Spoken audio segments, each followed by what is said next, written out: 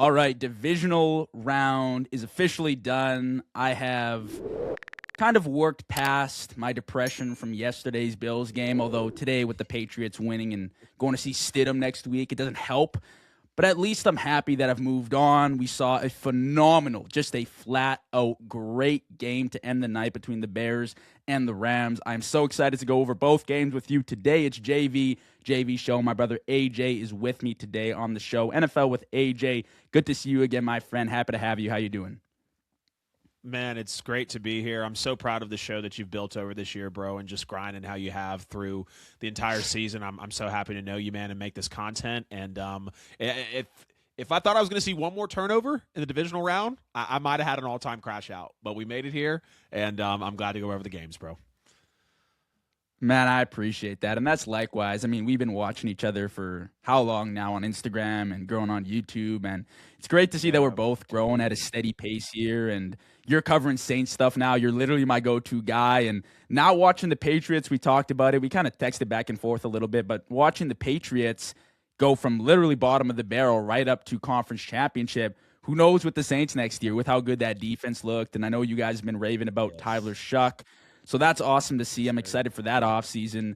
But obviously now we got 4 teams left. We got the Broncos matched up with the Pats next week. Seahawks now with the Rams. A little bit of a throwback to your like mid 2010s, which is pretty cool, I guess, for any kid or anybody that was watching football during that period with Russ and Manning. So that is awesome.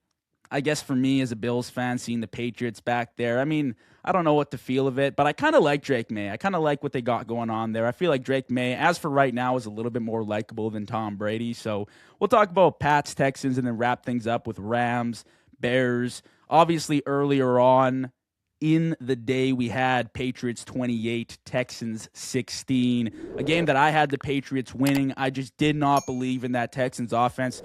Listen, Will Anderson Jr., Daniil Hunter, that Texans defense is serious, and I think they did everything they could today to carve out a W, but ultimately you got to put points on the board, and those points can't all come from your defense, unfortunately. And with no Nico Collins, Dalton Schultz goes out early, and CJ Stroud playing the way he did, I mean, they handed New England on a golden platter the W to go to the conference championship against a team without their starting quarterback next week, so probably the Super Bowl. But what did you think of the game today? Yeah, man, it was an interesting one. Definitely one of the ugliest playoff games I've seen in a while with 8 turnovers. Now, I know that was really a byproduct, the multiple fumbles and all that from the weather that they were really dealing with out there. It was actually the most turnovers in a playoff game in 11 years. But I think the biggest story for me out of this game is CJ Stroud's regression is absolutely real. 4 interceptions in this game just in the first half. At one point in this game, CJ Stroud had 7 pass attempts, not total, but he was on a stretch of 7 pass attempts. 3 of those were interceptions. He now has 7 turnovers in 2 playoff games this season. It's just some of the worst football I've seen really CJ Stroud play, and this is a guy who had an excellent rookie season. Now we know he has been chasing those rookie season results really for the last couple of years and was taken number 2 overall in the NFL draft, had a great college football playoff run that I really think helped him solidify that number 2 overall. And at one point we were talking about CJ Stroud above Bryce Young, and you and I were talking back and forth today, like, they're about on the same playing field now. You're more than likely going to see CJ's 5th-year option picked up as they did with Bryce. It's not an immediate run to the Brinks truck for CJ Stroud like it felt like, after his rookie year. But CJ Stroud was just playing ugly, hideous football. I mean, he was rattled. He was inaccurate. He really, I hate to be so disrespectful. CJ Stroud for most of the day today looked like a rookie who was just thrown into the game as a backup because the QB1 got injured. That's how lost he looked. That's how just bad he was playing overall in this playoff game. And I mean, you look at 5 fumbles last week, which is a playoff record for CJ Stroud. He only lost 2 of them. 4 interceptions today. CJ Stroud now is the first player in over 30 years to have 5+ picks and 5+ fumbles in a single postseason. So he is just not playing complementary, conducive football to even give this legendary defense, it feels like under DeMeco Ryans, it was definitely Super Bowl caliber, a chance to actually represent in the AFC Championship game. But that doesn't come without saying that the Texans O-line I thought was bad in this game as well. And, Houston couldn't run the ball at all, 22 carries, 48 yards, 2.1 yards per carry. And, I think we're looking at a little bit of coaching malpractice with DeMeco Ryans and CJ Stroud right now. CJ had 26 passing attempts in the first half, JV. I mean, we were just talking about before we got on the show. You like to see these game plans to where a quarterback doesn't need to or can't necessarily overcome and win you a game with their arm. You don't want them dropping back any more than maybe 20, 26, 27 times a game. You got 26 passing attempts in the first half for CJ Stroud, and then the Texans had 8 rushing yards. I just think that's very poor coaching in a playoff game when you're going up against a physical guy like Mike Vrabel. Obviously, the Patriots are at home. Like, you're in that weather in Foxborough, so you have to be able to not put the ball in harm's way as much, and we clearly saw that 4 interceptions, in the first half. And it's just a very disappointing end, really, to this season for the Texans, too. Super Bowl caliber defense, 10-game win streak. This franchise has never made, I was shocked when I heard this. This franchise, JV, we could always be Texans fans, brother. We could always be Texans fans, okay? They are 0-7 in the divisional round in the franchise's history. Now, they're only a 24-year-old football team. They were established in 2002. But to not ever reach a conference championship game, which automatically disqualifies you from being in the Super Bowl conversation, it's just tough. I mean, to know that DeMeco Ryans is that defensive guy. He has done a great job with this team. I mean, you pull CJ Stroud and Will Anderson in the same draft. Great move. Will Anderson, first-team All-Pro this year. Absolutely excellent. But then when you look on New England's side of the ball, I mean, Mike Vrabel, first year as Pat's head coach, second-year quarterback. He's in the AFC Championship game. This is the second AFC Championship game for Mike Vrabel in his head coaching career, of course. And, I mean, from 4-13 to 16 wins and counting on this season for New England, and this is the 16th AFC Championship game all time for the Patriots as well. And I know y'all see me wearing the Saints hoodie, you guys that are, religious watchers and listeners of the show. As a Saints fan, watching Mike Vrabel, first year with a team, second year quarterback, Saints are walking into the same thing next year with an easy schedule, just like the Patriots had. That makes me extremely optimistic to think that we maybe have a chance, not to replicate what New England just did, but when you get the coach in place and you've got a quarterback who meshes well and you're coming up against an easy schedule, like people said everything they wanted about New England's schedule and it being a favorable cakewalk. So they should have made it this far, and they did. So now they have an opportunity to make it an even more, great season. I thought Drake Maye fumbling 4 times was pretty concerning. Of course, that was a byproduct of the weather. He did lose a couple of those. Obviously, he threw an interception. But the defensive ends for Houston were just wreaking havoc all night long. I mean, Will Anderson, 2 forced fumbles as well. But New England obviously capitalized on the turnovers. 14 of their 28 points scored off of turnovers, and they held Houston 1 of 4 in the red zone. And really, New England just dominated this game, from the pick 6 on, which was just an ugly pass attempt by CJ Stroud. So credit to Mike Vrabel, what he's built up in just a season, literally quadrupling the wins for this, ball club. And then CJ Stroud's regression is really concerning. I'm fearing that he's starting to slip into that 15 to 20th best quarterback in the NFL, but we really got to dig into the tape. Yeah. You're not convincing me CJ Stroud is the answer. After that game, I don't even think he's a top 15 QB. I was going back and forth with one of my followers via Instagram DM, and we were kind of just rattling off QBs, and we got to that range of like your Dax, your Trevor Lawrences, your Bo Nixes, your Caleb Williams. And I was like, no, I'd rather take all those guys over them. And that's not including like your elites, right? Your Allens, your Lamars, your Mahomes, whoever you want to put up there, your Staffords, all those guys. I mean, you're already taking them over Stroud, and then he's kind of slipping out of that mid-tier B category, and now he's kind of in like C plus range with Bryce Young. And to your point, they're definitely closer than they were in year one. I mean, I thought they were in completely different stratospheres, and I want to credit Bryce Young for the job he's done, but he's just had steady growth. Like, it hasn't been anything insane. It's more so on CJ Stroud. The decision-making has just regressed at an incredible rate. I just don't understand. He's not taking sacks. He's not living to fight for another day. He's making terrible decisions. He had some inexcusable interceptions today. I know it's cold, but there were some passes that he just flat out missed. He probably tore his tight end's ACL because the pass was behind him later on in the game, and he threw the game away. This was a complete waste of one of the best defensive units we've seen in the past decade, and that is saying a lot. Houston's defense, with just average quarterback play, could have got them to the Super Bowl and actually won them a championship. And I was actually shocked too, AJ. It's interesting that you pull that stat up because I was watching the screen and I was like, they really haven't made a conference championship? Like, it didn't really like click in my mind, but I'm like, these guys are now 0-7, right? So I guess you could always be the New York Jets, but that's pretty bad too. Like, to me, it's like, okay, you can pick up the fifth-year option with CJ Stroud. You probably should. He's still a talented quarterback, and he's given us some pretty good playoff performances. And that was what I was kind of riding going into this season, saying like, okay, CJ Stroud has clearly fallen back a little bit, but every time I watch him in the playoffs, he's always pretty solid. Even last year, he won a game and played the Chiefs. And, I never saw this from him, but going back to that Steelers game, he just looked scared, like a deer in headlights. I just didn't understand. He didn't look like he knew where he was, and then he's celebrating after the game like his defense didn't just score all their points. And then today it was just another complete collapse. So for me, it's like, hey, he's probably a top 20 quarterback right now, but I can't put him in the top 15 the way he's looked. He's definitely not the elite player that we saw year one. And then I kind of went back to it, and it's probably a matter of watching the film from year one, but I'm kind of thinking to myself, like, did we miss something year one? Like, was there something in that film that we just kind of passed by because the season was so great statistically and they got a playoff win? Like, that's awesome, but I don't know, man. With this kind of defense, you just can't afford to lose games like this where you could have won. I thought the conditions played to your favor.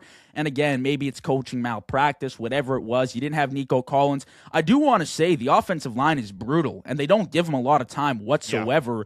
But again, I've seen quarterbacks succeed in situations like that. I've seen better quarterbacks win games or at least not look so damn terrible. And he somehow outdid Josh Allen this weekend. I was completely pissed yesterday, but at least Josh Allen put up 30 points with a few touchdowns for us, right? And I understand they're at different points in their career, but like today was just inexcusable from CJ Stroud. But I do want to give credit to the Patriots. I talked about them literally all offseason long. I thought they would be a playoff team considering their schedule, and then they win against the Chargers. I liked them in that game. I liked them against the Texans. And honestly, I liked them next week against the Broncos with no Bo Nix.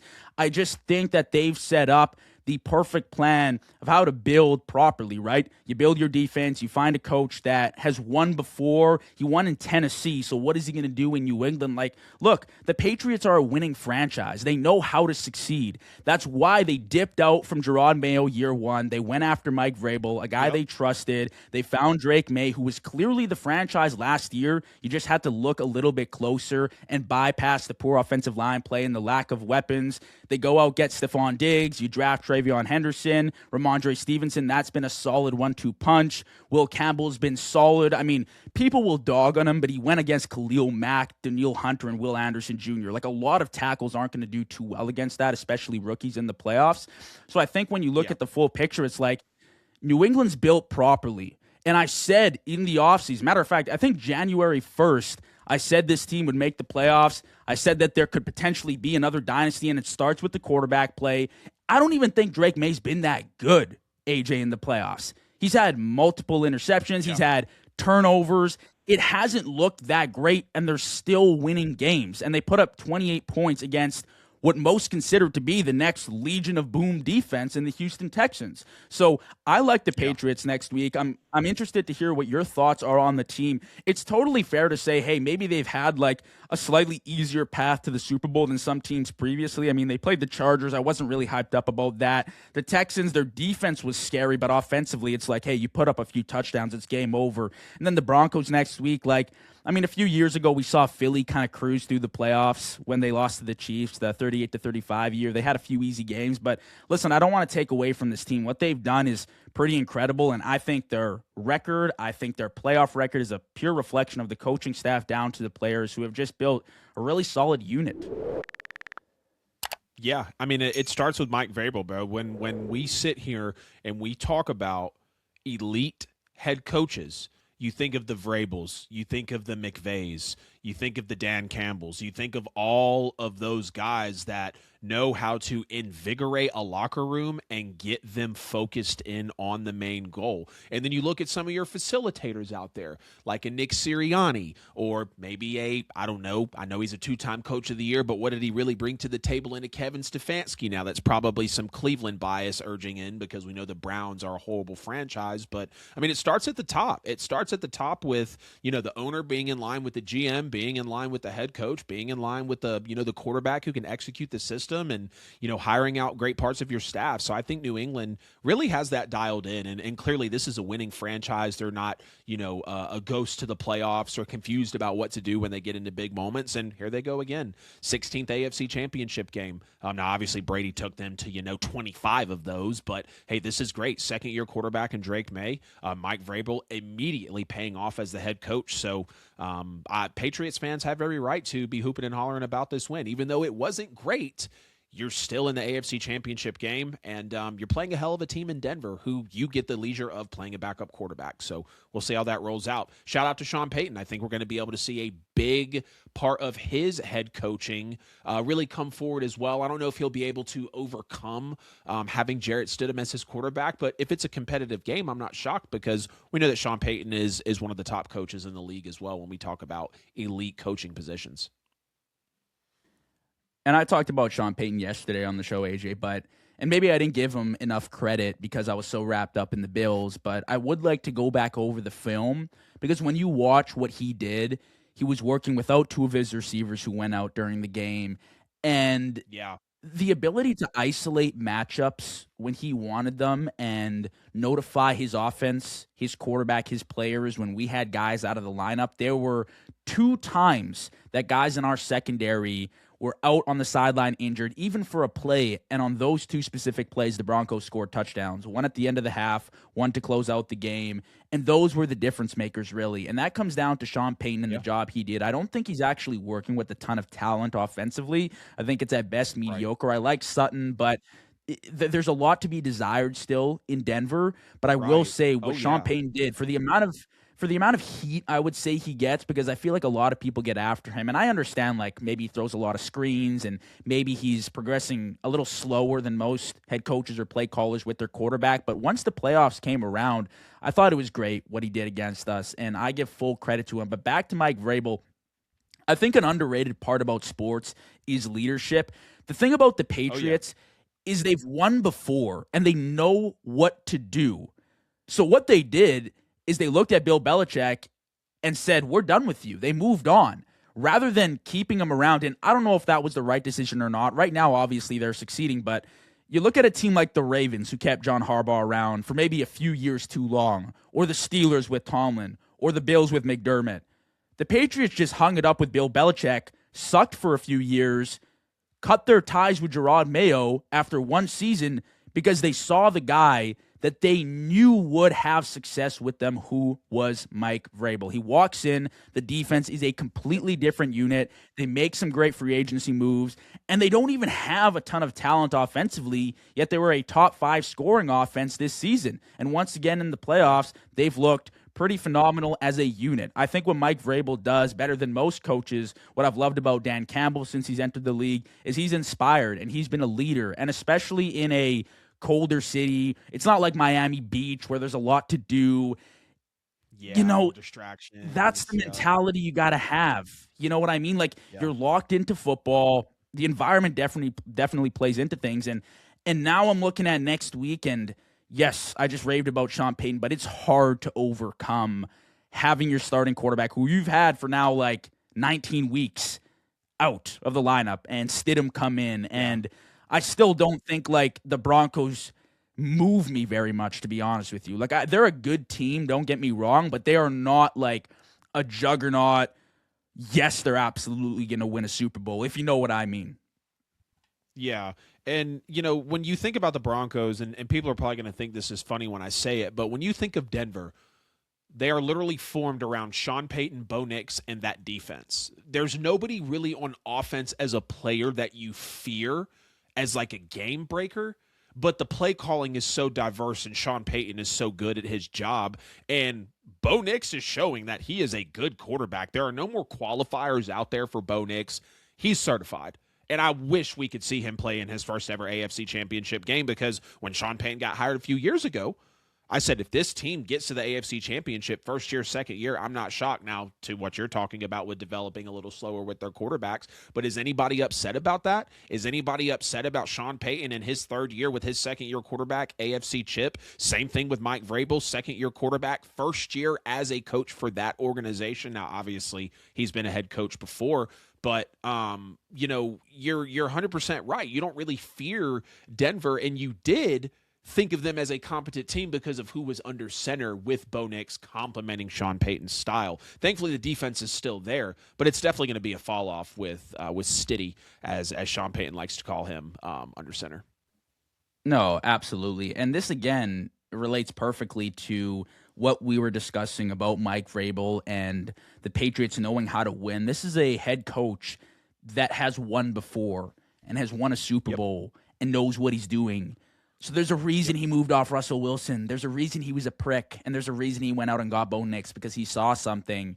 And I will always trust coaches that know what they're doing. And I made that mistake with Kyle Shanahan, who has done wondrous things this year with the 49ers and brought them a playoff win. There are some coaches that are just better. And I feel like in the modern era of NFL football, coaching and especially play calling has become that much more important, which maybe is a discussion for another day. But Agreed. I feel like it's just become crucial for teams, almost more important than having an elite quarterback like we've seen with the Broncos this year, although I think very highly of Bo Nix.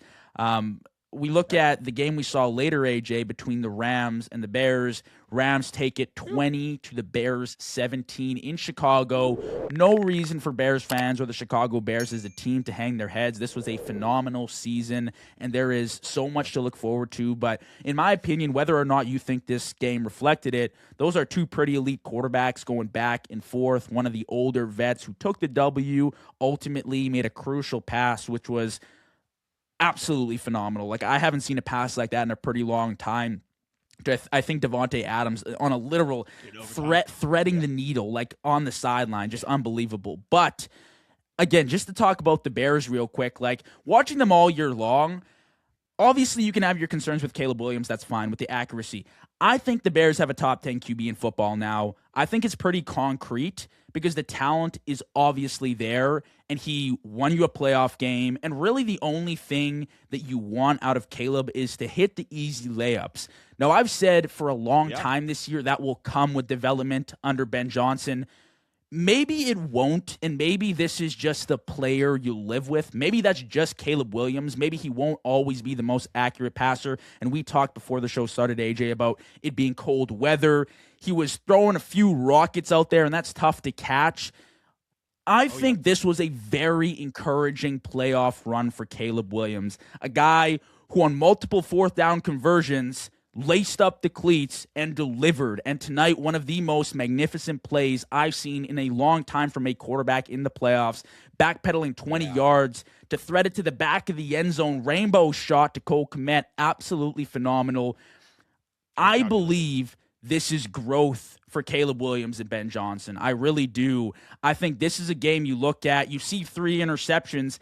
That's fine, because to me, it's your first playoff run. You're growing as a rookie. The nerves are obviously there. And what's important to me is that I saw the playmaking, and I saw Caleb Williams in the clutch deliver to bring his team to overtime. Sure, he threw the pick in overtime, and maybe you can blame that on DJ Moore, whatever it is. But to me, watching Caleb all year, there was evident growth. He is by far the best quarterback in Bears history at this point statistically, and he's going to carry the Bears very far in the playoffs in future years. I think they found their duo between Ben Johnson and Caleb Williams. I mean, one of the most highly expected coaches heading into the year of where is he going to land, all the eyes are looking at him. What is Chicago going to look like? And listen, I thought they delivered this year, man. That was an incredible run.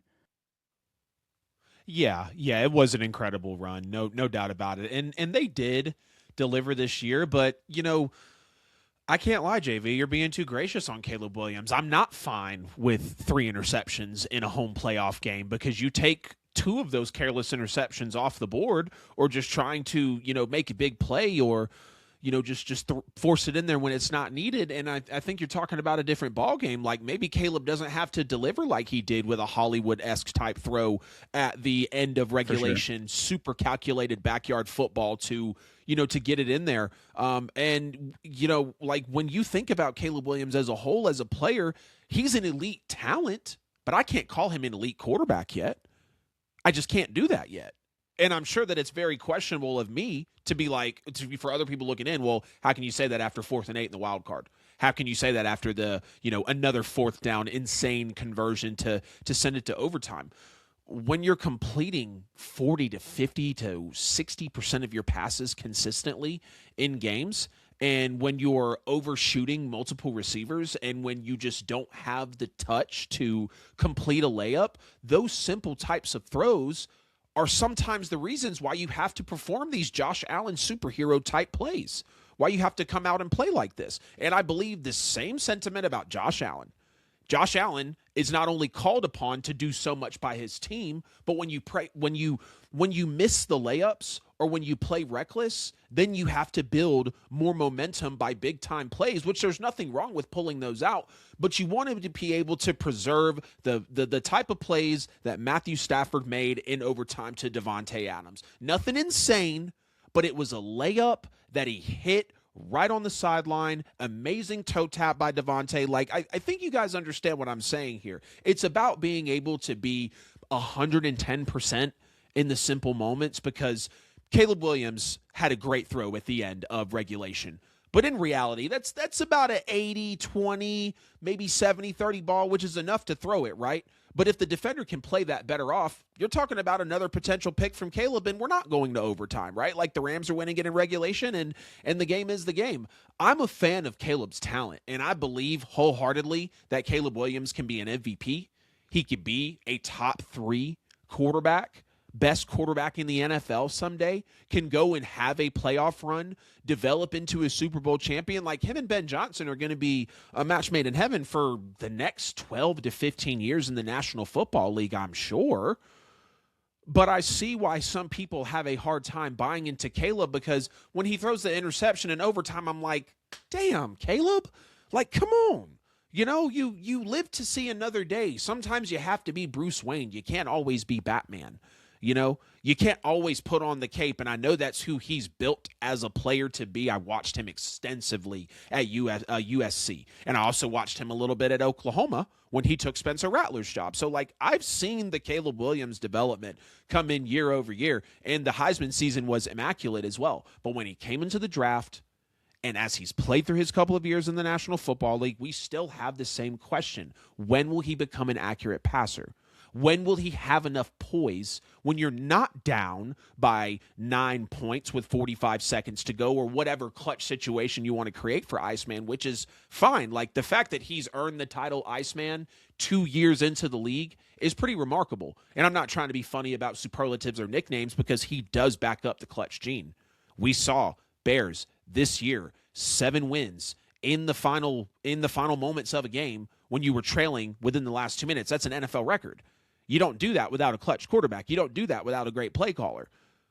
And I'm not trying to come off as a Caleb hater and just discount everything that he did throughout this storybook run for the Bears this year, because it was great to watch. Caleb, with the throw last week on 4th and 8, and with his 25-point fourth quarter, JV, those 2 situations alone had me wanting to watch him in the divisional, because I was like, I am not going to miss another moment of Caleb freaking Williams. And we got the whole Caleb Williams experience tonight. Multiple 4th downs. We saw it. We saw the scramble in overtime to extend it, hitting the burst of speed. We saw the 26-yard scramble from Caleb Williams. We also saw 3 interceptions. We also saw a subpar completion percentage. And to me, Caleb Williams sold. I've never witnessed, and I haven't been watching the NFL for forever. Like, there are obviously people who have been watching for decades now, but Right. watching the modern era of football, I've never seen a QB like Caleb who Yeah. literally has this insane bag. Like, I don't know what other quarterbacks in the league, like maybe Mahomes and Allen, I guess, but I even think Caleb, from like a miracle play perspective, has done more than Josh Allen at this point. Because Josh Allen will make some phenomenal plays, but I think he gives you just a little bit more consistency in his game. But Caleb just Yeah. gives you, like, I've never seen a quarterback make that fourth down play. I've never seen a quarterback roll out on 4th and 8, like you said, against the Packers and throw a dime to Rome Yeah. Odunze. But of course, and this is kind of what I was trying to get to, is like maybe the accuracy just won't ever be up to the level of like a Goff or a Dak Prescott. The way I attack the argument is I've seen for years, and even myself, I've put guys like Herbert in the mix for elite QBs. I've heard names like that go into discussions, and yes, they are very good quarterbacks, but Caleb Williams, not only does he have an extraordinary amount of talent over those Yeah. guys, but it's also B, the fact that he won a playoff game and he gave him a spark, and he damn near won tonight too. So, like, Yeah. I don't necessarily think he is the best quarterback in the league right now by any means. Obviously, there are things he has to Yep. work on, and I think with time it'll get better. I also judge this performance way differently than I would a 6 to 8 year NFL veteran who's had Mhm. playoff runs and turns over the ball 3 times.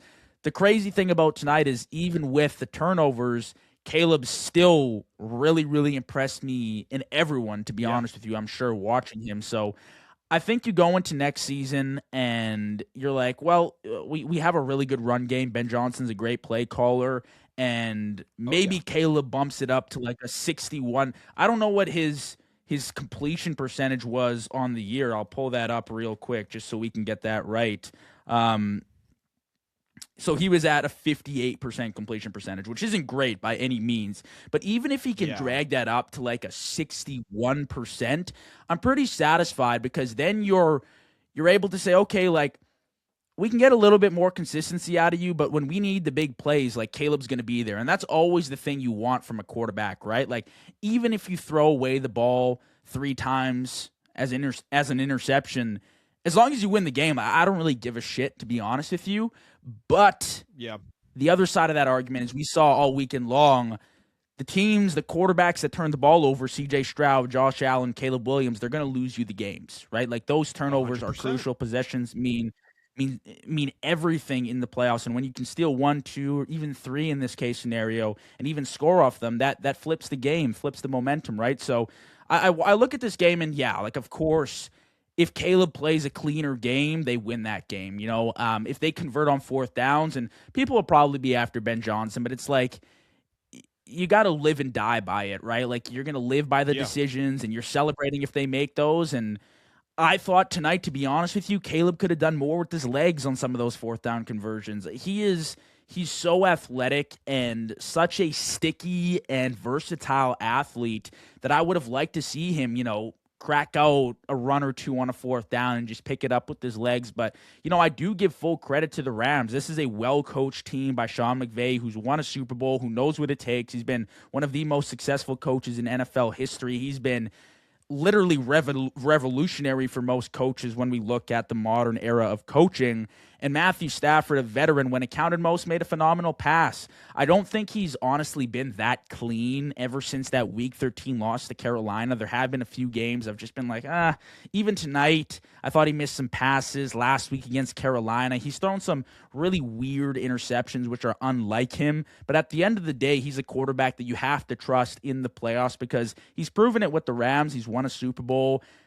I'm interested to hear what you think of the Rams next week, because Seattle this week, although it was against a banged-up 49ers team, I mean, you put belt to ass against any team for 40 points. Like, that's pretty impressive when you're talking about the NFL playoffs. Divisional round, too, not the wild card. Yeah, I think the Rams facing up against Seattle in Seattle is going to be a great matchup. It's phenomenal that Seattle has that matchup at home because their home stadium is, top 3, top 5 in terms of probably toughest places to play in the league. I think the way the Rams are going to match up against the Seahawks, it could get ugly because it doesn't seem like the Seahawks are playing any sort of games with anybody this season. Only team in the NFL to be top 3 in scoring offense and defense. So they clearly know what they're doing at a high level on both sides of the ball. And you saw the Rams tonight, albeit the Bears are a okay defense. They're 29th in yards per game defensively and 23rd in points per game, but they led the NFL in turnovers.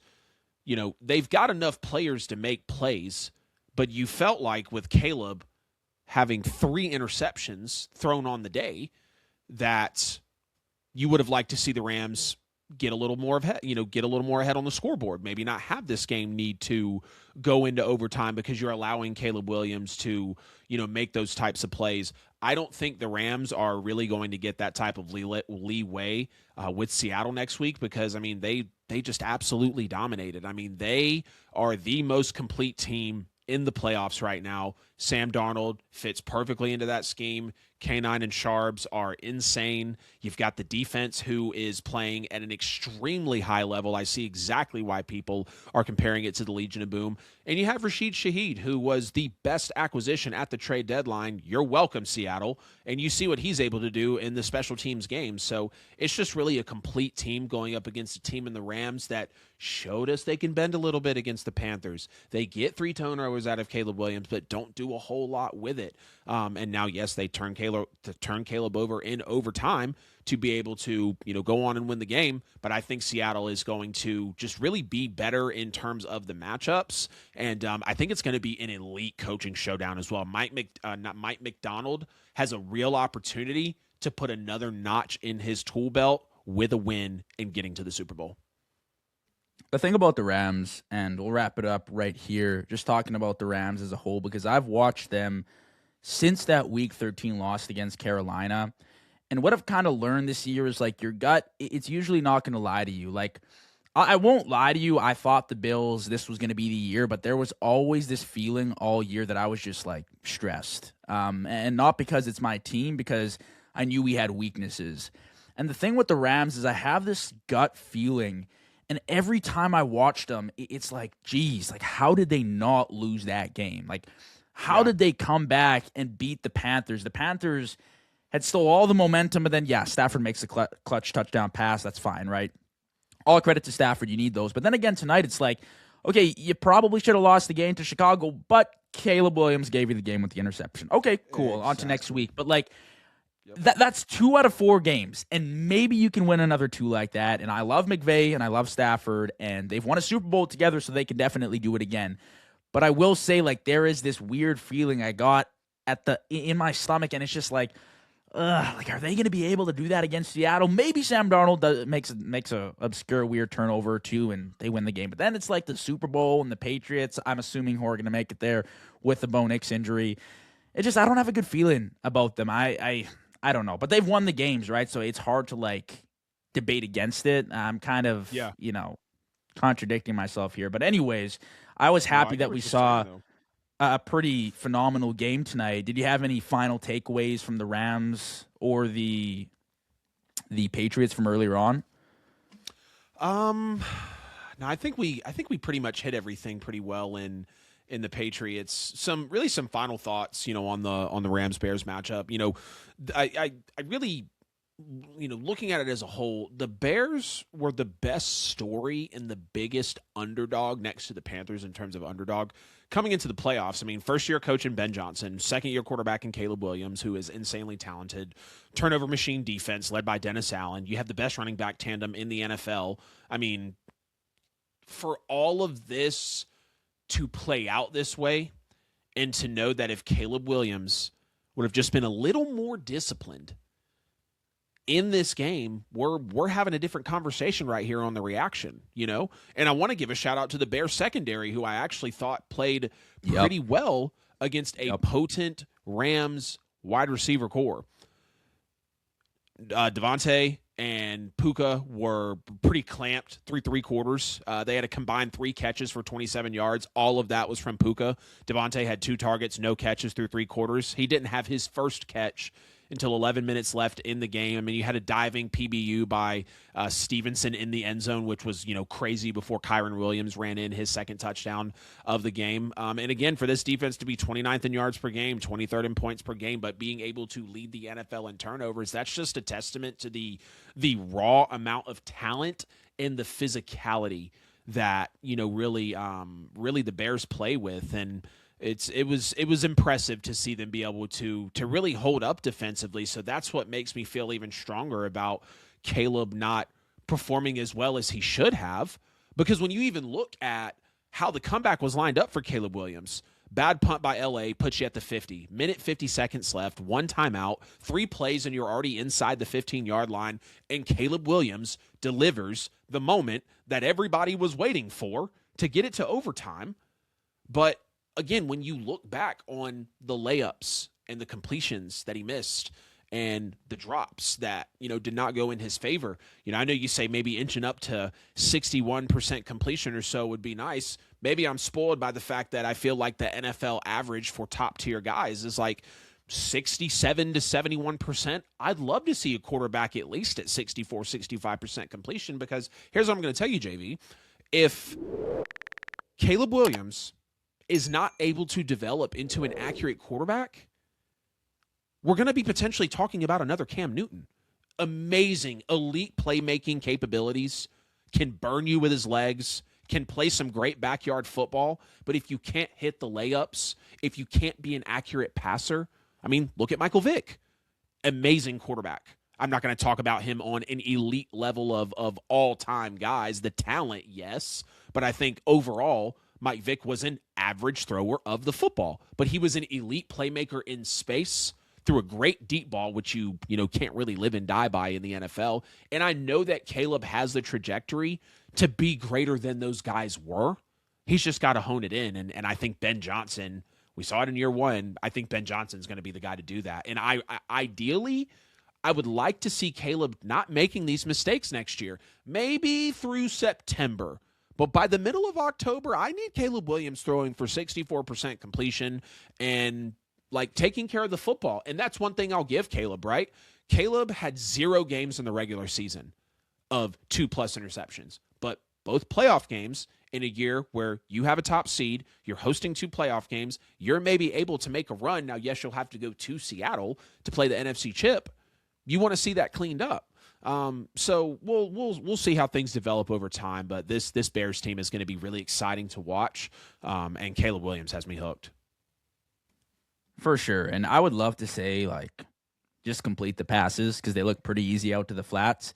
But obviously there's something else there. And I'd love to talk with, a quarterback guru or somebody who's played at that level just to understand really what the mechanics are behind it. Because to me, it's very simple. Just from, a viewer standpoint, it's how the hell do you throw that ball to Komet or to Roma Dunze last week and you can't hit just a basic quick out or a slant, you know what I mean? But I do think eventually that will be slightly improved, but I also do think you come into the NFL with a baseline skill, talent level, and what you can do is kind of what you can do. And you can definitely develop, but I think one of the strengths that plays in Caleb's favor is the playmaking abilities and the clutch factor. But one of the drawbacks obviously is the accuracy, and I think Chicago might just have to live with that for a little bit. I don't think Caleb will ever be, like I said, the 70% Jared Goff completion percentage. Right. But at the same time, I would much rather have a 59% completion percentage in Caleb than Jared Goff with concrete on his feet in the pocket who needs a great offensive line and needs the playmakers around him, right? So I think you got to pick and choose your poison here. But I will say, just to wrap things up, AJ, I like your point because that Bears secondary, I thought they would be fried tonight. I think the snow probably helped them out a little bit, but they were phenomenal, and they had injuries in and out of the roster. But I thought everyone, right from Brisker down to Stevenson and Kyle Gordon and all these guys, they made phenomenal plays all night long. And even to the Rams' credit, they did as well against this Bears elite receiving core that's kind of sprouted later on in the season. So I thought it was a great game. We witnessed a few of these this weekend. It was great to have you back on the show, brother. Let the people know where they can find you.